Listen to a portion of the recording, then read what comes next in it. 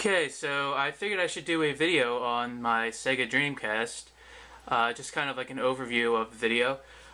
So in front of you, you have the Sega Sports edition of the Dreamcast. I believe it's the only special edition Dreamcast that ever was released in North America. Japan had its fair share of special editions, and I believe Europe got some.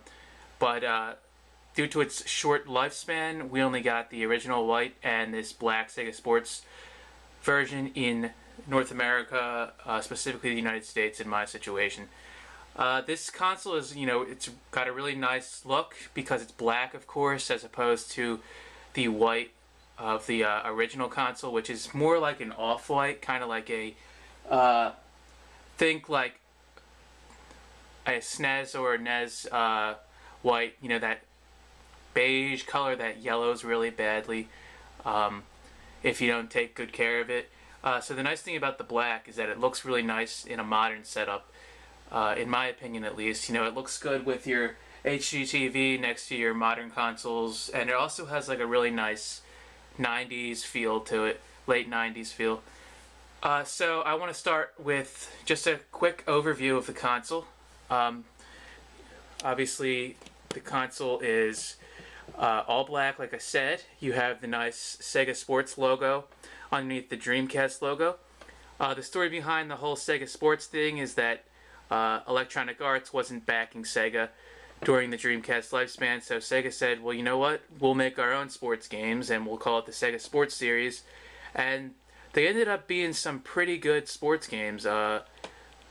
In my opinion, better than Electronic Arts counterparts, especially the football, the 2K series, as opposed to Madden and EA's NFL franchises, are much better than what we could have had if Electronic Arts was in the show here for Sega. But enough about that. So you have your 4 controller parts with the Sega logo. You can see the compatible with Windows CE logo down here, which people like to bring up because it shows that they had some connections with Microsoft, which is interesting because some of the features of the Dreamcast we kind of saw like in enhanced version when the original Xbox came out, especially in the controllers if you compare the two of them. You have the top loading GD-ROM drive. You put your discs in here, your games, standard stuff as far as that goes. Moving to the back, you have your power cord. It's a pretty standard power cord, which is nice because, especially now, years later, it's not necessarily easy to get your Dreamcast with the power cords that they originally came with. So it's not hard to find this kind of power cords.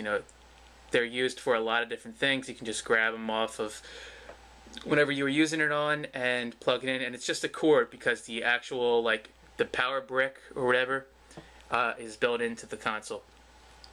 Okay, and then you have 2 other ports down here. You have your AV out, which as far as I know is used in the United States for composite out or VGA, and the VGA is much more enhanced than the composite, especially on an LCD TV.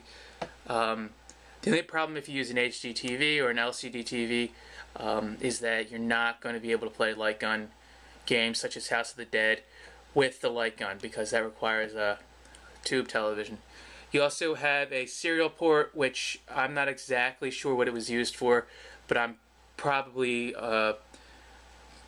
right in the fact that there were some kind of extensions used. I'm not really sure though because the Dreamcast did have a short lifespan, so either there were some things planned for it or there were some things released and I just am not clear on what they were. And then you have the modem, which is my favorite feature of the Dreamcast because this is really where online gaming kind of first took off.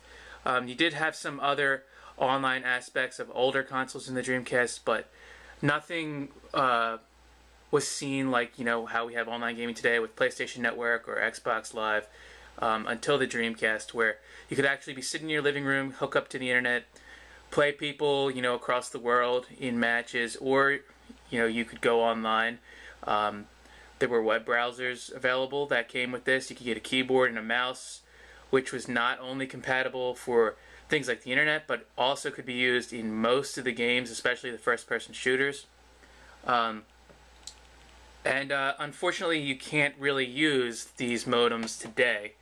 There is a broadband adapter available, but their prices are quite expensive online, and basically this will pop out, and you see you have this port here, and you can switch it up with the broadband adapter if you're lucky enough to have one.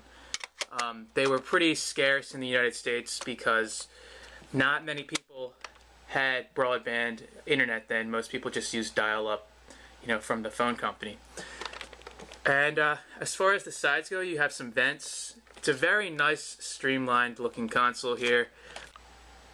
So yes, it's a very solid looking console. It feels very well built. It has a nice weight to it, and it's a nice compact size. It's not too large. It doesn't look like, it doesn't get in the way of things, it doesn't stick out. It's one of the nicer sized consoles in my opinion. Looking at the bottom, there's not much going on here, just some FCC labels. Different things, if you're looking for Dreamcast to run homebrew discs or backups, if that's your thing, you want to look for consoles built before, I believe, November of 2000. This particular one, I don't think you can see, is from August 2000, so most, if not all, backup discs, when they're properly made, will run. There are some